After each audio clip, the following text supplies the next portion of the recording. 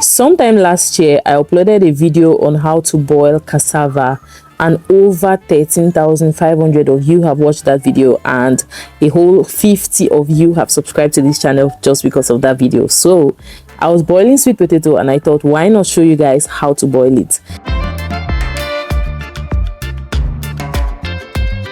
Sweet potato is one of those meals that I always incorporate in my weight loss journey.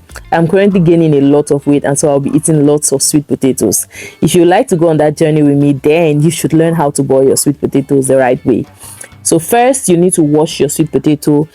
Potatoes are normally harvested from the ground. They grow in the ground. They are root vegetables, so you have to uproot them from the soil, and so they are always very dusty, muddy, especially when you buy from the local market. Maybe if you buy from a supermarket, it's going to be already washed and it's going to be clean, but then when you buy from the local market, it's going to have mud, it's going to have dust, it's just going to be generally dirty.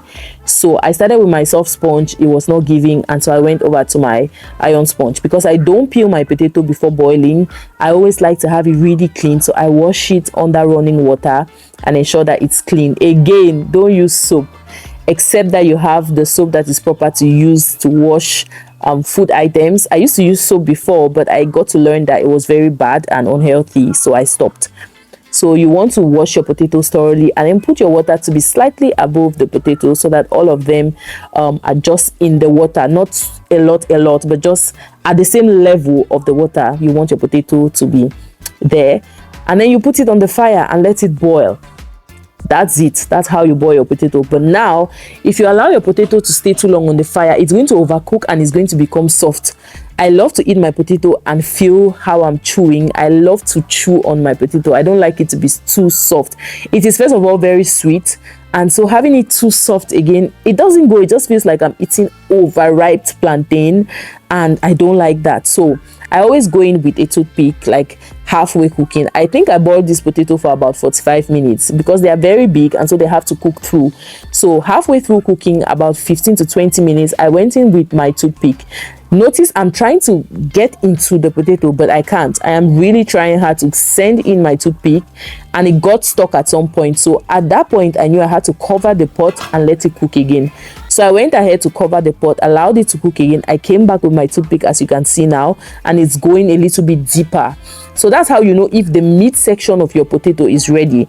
If it's not ready, when you even open it and cut through it with a knife, you're going to realize that the part in the middle is still going to have the raw yellowish look, right? So when it's cooked, it's still yellow, but it changes a little bit inside. So yeah, after cooking it, you can see the middle part is not having a different color from the outer part. It is cooked right into the middle, but just cooked enough. So once you realize that your toothpick gets into the meat part of your potato, you pour it in a strainer and then allow it to cool down, and voila, you can enjoy your potato with cabbage. You can enjoy it with fried eggs. I'm coming up with a meal timetable, like a weight loss meal timetable, and I'm going to share with you guys once it is ready, okay? And yeah, you'll be able to use that if you intend to lose weight, because I intend to lose weight at some point.